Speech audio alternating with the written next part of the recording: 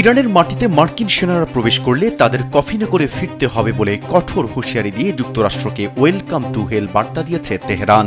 মার্কিন সংবাদ মাধ্যম দ্য ওয়াশিংটন পোস্টের এক প্রতিবেদনে জানানো হয়েছে, পেন্টাগন ইরানে কয়েক সপ্তাহব্যাপী বড় ধরনের স্থল অভিযানের প্রস্তুতি নিয়েছে।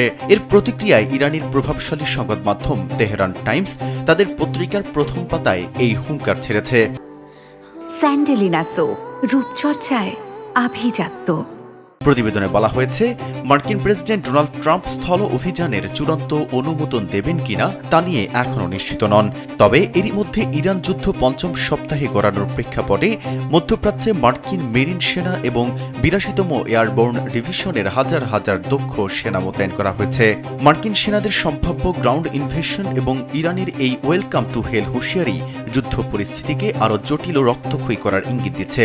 দুই দেশের এমন অনড় অবস্থান মধ্যপ্রাচ্যকে এক ভয়াবহ পরিস্থিতির দিকে ঠেলে দিচ্ছে।